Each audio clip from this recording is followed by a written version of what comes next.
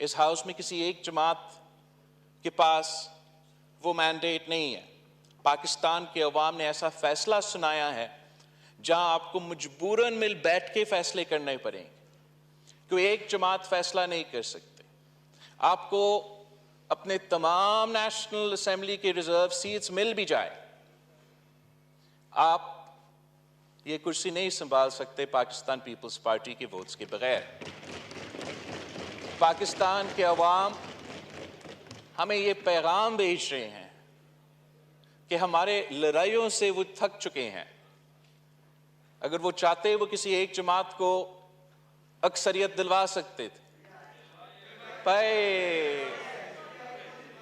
چلے اب نہیں دیا تو اگر دیتے تو حکومت ان کا ہوتا.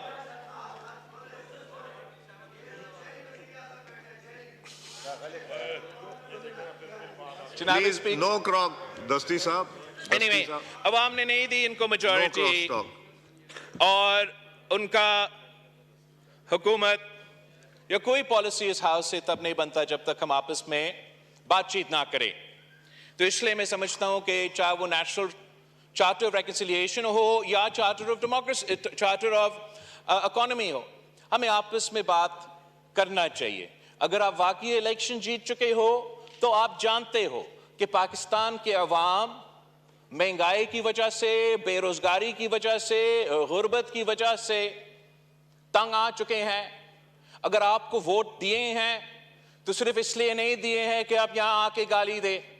اگر آپ کو ووٹ ملا ہے تو صرف اس لیے نہیں دیا ہے کہ یہاں آ کے آپ شور شرابہ کریں. اگر پاکستان کے عوام نے آپ کو ووٹ دیا یا مجھے ووٹ دیا یا ان کو ووٹ دیا تو صرف اس لیے کہ ہم ان کو اس معاشی بحران سے بچائیں.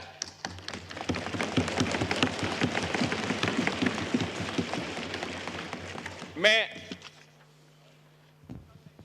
6 سال پہلے 5 سال پہلے 10 kilograms of wheat flour would cost less than 400 rupees. Today it costs more than 1,400. Similarly, prices of milk, edible oil, dal have all increased by 113%, 217%, 353% respectively. اور یہ تمام, اس لیے میرے عوامی معاشی معاہدہ جو میں نے الیکشن میں استعمال کیا اس میں سے یہ اب سب تمام پرانے نمبرز ہوں گے, اس سے بھی زیادہ ہوگا. 8 سال 9 سال پہلے a poor family with a joint income of 35,000 rupees could buy sufficient amounts of atta, edible oil, milk and other food items to provide nutritious food to their families, afford a 2-room house and put their children through school, and have enough savings for either a medical emergency or recreation. آج کا مطلب 1 سال پہلے جب میں نے یہ document لکھا تھا, the same family would need a joint income of 70,000 rupees to fulfill those needs. Pakistan کے عوام جائے تو کہاں جائے جناب اسپیکر؟ آپ بجلی کے بل بیچتے رہتے ہیں, ان کو کھانا پینے کی اشیاء کے بندوبست کرنا پڑتا ہے, پرائسز میں اضافہ ہوتے جا رہے ہیں, ان کے آمدنی میں اضافہ نہیں ہو رہا ہے. ہم ایسے معاشی بحران میں پہنچ چکے ہیں جو کہ کچھ بیرونی معاملات کی وجہ سے, جو کچھ پوری دنیا میں جو معاشی حالات چل رہے ہیں ان کی وجہ سے, اور کچھ اس لیے کہ اس ملک میں ہم نے ایسے کچھ فیصلے لیے ہیں جس سے آج ہمارا پاکستان کے عوام اور پورا معیشت مشکل میں ہے. میرا امید ہے اگر اس ہاؤس میں تمام سیاسی جماعتیں مل بیٹھتے ہیں, معیشت پہ بات کرتے ہیں, اپنے انپٹ دیتے ہیں, تو جو بھی پالیسی وزیر اعظم صاحب سامنے لے کر آئے گا وہ آپ سب صاحبان کا اگر انپٹ اس میں ہوگا تو وہ بہتر پالیسی ہوگا. اگر آپ انپٹ نہیں دیتے ہیں اور آپ کہتے ہو کہ میں یہ وزیر اعظم نہیں مانتا ہوں تو میں نہیں بات کروں گا, تو پھر جو بھی شہباز شریف صاحب کا پالیسی ہوگا آپ اس پہ تنقید تو نہیں کر سکیں گے. شہباز شریف صاحب نے آپ کو موقع دیا, ہم سب آپ کو دعوت دے رہے ہیں کہ آئے مل بیٹھ کے پاکستان کو اور پاکستان کے عوام کو اس معاشی مشکل سے نکالیں. میرے ایڈوائس آپ کو یہی ہوگا کہ آپ پلیز اس بات پہ ہمارے ساتھ دیں. جناب اسپیکر، پی ایم صاحب نے تو بہت باتیں کی کل کی تقریر میں، اور میں اس پہ آنا چاہ رہا ہوں. جو قاعدے اس پہ اختلاف نے کہا کہ ہمارا کوئی نظریہ ہے، اس پہ میں اختلاف کرتا ہوں کہ پاکستان پیپلز پارٹی کا ہمیشہ نظریہ رہا ہے ہم ہر الیکشن اپنے منشور کے مطابق لڑتے، اور اس الیکشن میں بھی ہم اپنے منشور کے مطابق لڑے ہیں. اور آئی کین پرومس یو کہ عمر ایوب صاحب کو اپنا منشور کے بارے میں اتنا نہیں پتہ ہوگا جتنا مجھے اپنے منشور کے بارے میں پتہ ہے. اب میں اس بات سے بہت خوش ہوں کہ اتنا لمبا الیکشن کیمپین کے بعد تقریباً تمام سیاسی جماعتیں اگر اس پہ سارے پوائنٹس پہ میں نہیں تو 80% جو عوامی معاشی معاہدے میں پوائنٹس تھے اس پہ آ چکے ہیں.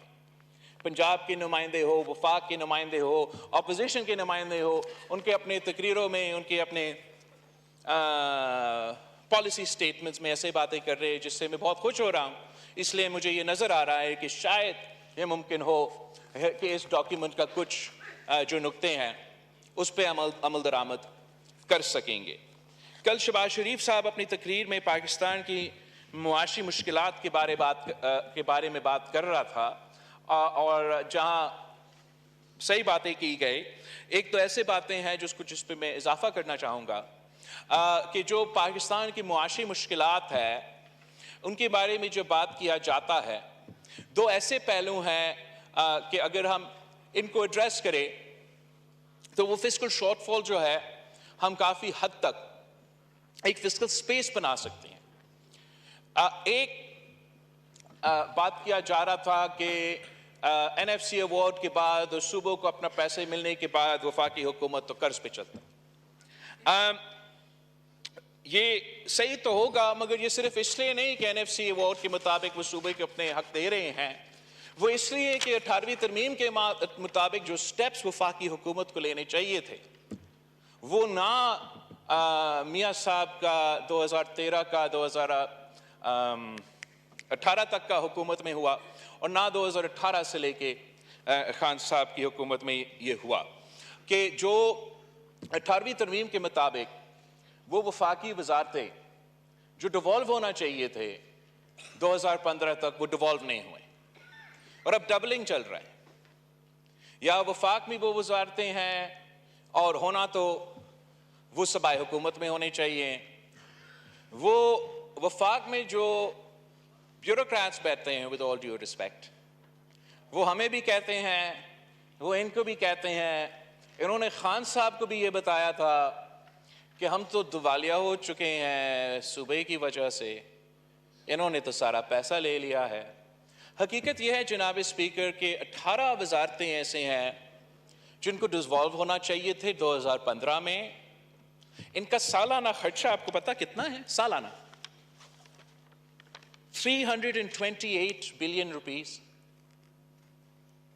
اگر یہ 2015 میں ڈیوالو ہوتے جو آئی تھنک 800 بلین کا آپ ذکر کر رہے تھے کل وزیر اعظم صاحب پی آئی اے کے حوالے سے نا، تو اگر 2015 میں ہم یہ ڈیوالو کر لیتے تو وہ ایشو اسی پیسہ کے ساتھ ہم حل کر سکتے تھے.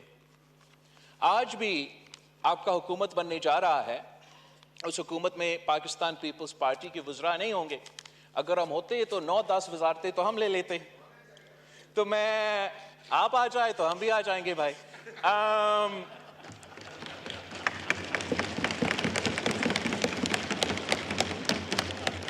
تو جمشید دستی صاحب، یہ کانسٹنٹ کامنٹری اچھا نہیں لگتا نا. یو آر سینئر پارلیمنٹیرین، کرنے دیں بات، تو آپ کی باری آئے گی، بات کیجئے.